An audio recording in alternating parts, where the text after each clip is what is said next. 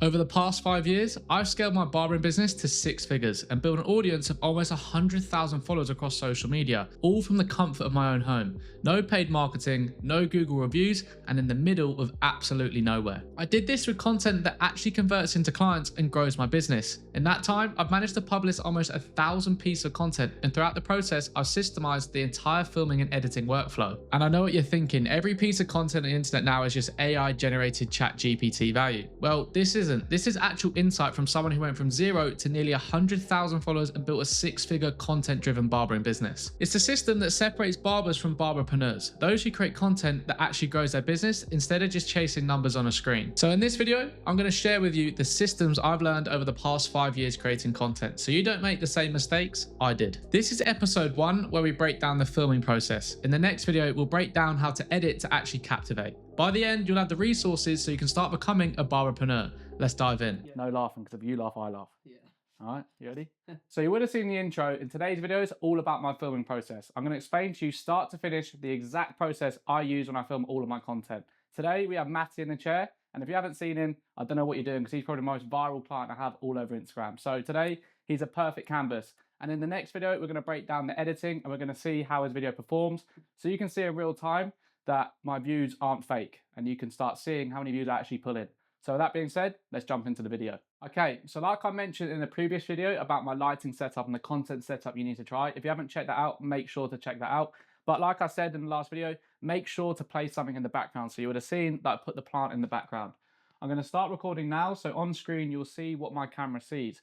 One thing we need to make sure when we're filming our content is the fact that our client is centrally framed. If you haven't already, turn on your grids on your iPhone, because this is an absolute game changer to making sure that your content and all of your videos are properly framed. What we want to do to start off with is we need to imagine what we're going to be creating. We're going to be creating a visual hook at the start of the video. This is the first 5 seconds of your video to make sure that we're making it as engaging as possible, because it's your opportunity to lock in brand new clients straight away. So for me, it's going to be taking some sections straight off the bat. As you can see, we're using an over-the-shoulder angle. We're making sure that it's properly framed, checking we're in focus, and now we're going to come in and take that section.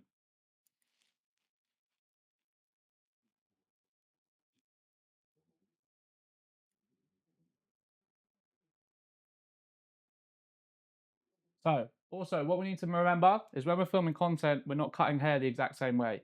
We're cutting hair to make the video look good. So if you're standing awkwardly, that's going to happen sometimes. But when you're taking your sections, take it with conviction so that throughout the video, you can see that you're confident with the sections you're taking. Otherwise, potential clients are going to see it on video and your video won't come out as strong. So what I'm checking for now is making sure that Matty's spun in the right angle. The background is nice, you're not seeing anything. At the moment, I can slightly see the Hoover in the background, so I'm going to move the camera ever so slightly. And now we're going to come in and take a section coming back, making sure we're going to have a nice clean section. Matty doesn't want too much off, but we're just doing this in the purpose of the video. So coming in, taking that clean section, making sure we're properly framed. Now coming in, making a cut, making sure that our camera's in focus, and making sure when we're making that cut, we have conviction. So on the video, we look confident. And again, I always take 2 clips of the same action, just in case one doesn't look that great in post-production. Check we're in focus, make that cut. Okay, so now I'm actually going to move the camera closer to Matty. Like I mentioned, we're using a wall mount to hold the camera, and as you can see, it's super easy to move the camera in any position. This is why I like to use the wall mount, because it allows a free space so I can walk around and the camera just sits directly on top of my shoulder. So on screen now, you'll see what my camera sees. It's slightly more zoomed in version of what the action we were just taking. Again, coming through and making sure the section we take with conviction, so the video, we look confident. Again, making sure we're in focus. I'm going to be saying that a lot this video. You're going to notice that and it might get repetitive, but I just want to make sure that you actually understand and have these things locked in, so when you come to film your next video, you have the same process that I have, so there's no excuse as to why you're not getting new clients and not pulling in some strong numbers. Now we're capturing the back of Matty's head. I'm going to move the camera back slightly, turn it on, and you're going to see what my camera is seeing. When creating content, we need to make sure that we're capturing the most distracting moments, right? We need to make sure that we're capturing the most hair cutting off, right? You don't want to capture things that aren't engaging, all right? There's no need to you using a 2 guard. That just isn't engaging at all. So what's engaging is like clean sections, a lot of hair coming off. So you need to bear that in mind when we're actually creating our content. So as you can see now, I'm going to move the camera down slightly. It's just slightly too elevated. And now now Matty's head is central to frame. So we're going to come in and take our section again, making sure it's nice and clean, and section away. Making sure it's clean as possible, because this is what's engaging when people watch the video. Move that over. wasn't in frame, checking it's in focus. Now I'm going to pull the hair out again and then come in and make our cut, making sure we have the confidence when we're making our cuts. Again, now coming in, making sure we're framed and focused, take our next section.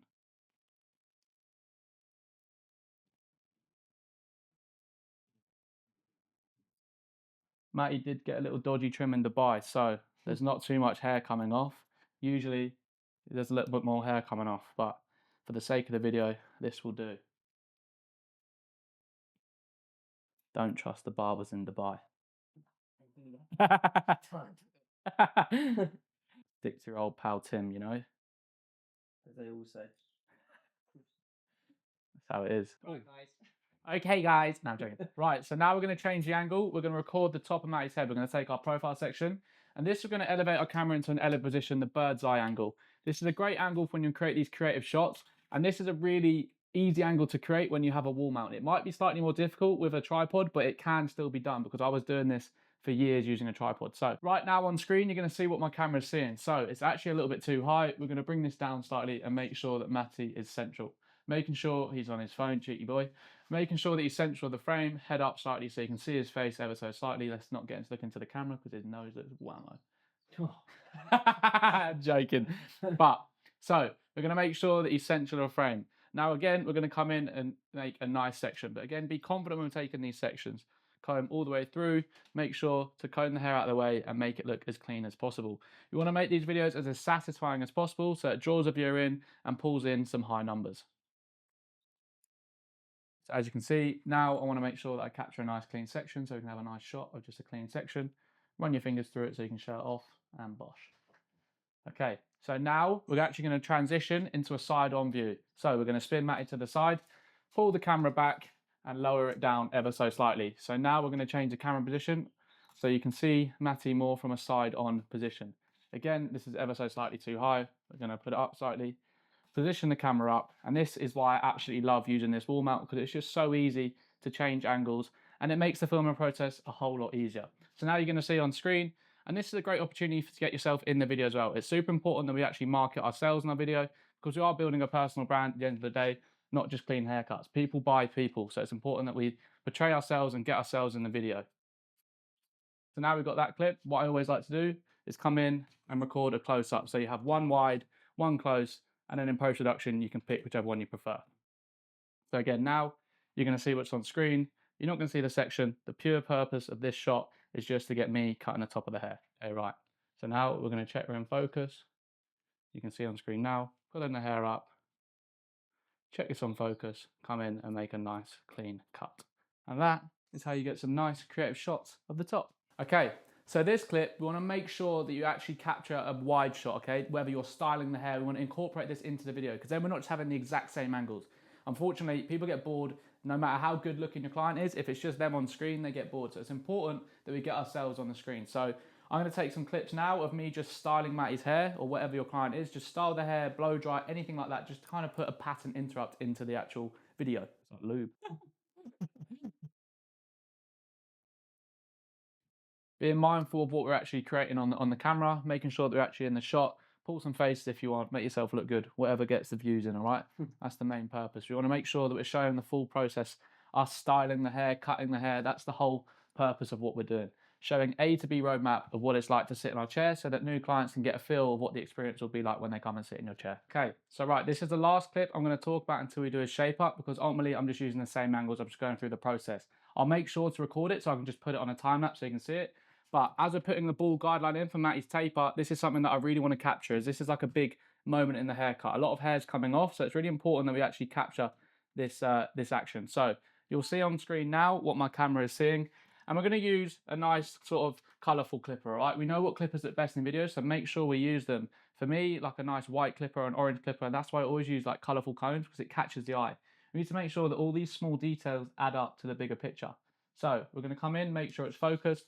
And we're going to be a lot of conviction when we're coming in and setting in this ball guideline. So we're going to come straight in and then pull straight down. So on video, it's a nice clean shot. Wicked. So now I'm just going to go through the time lapse of the rest of this video until we come to a shape up. I'm going to show you some angles which you can use to capture that shape up.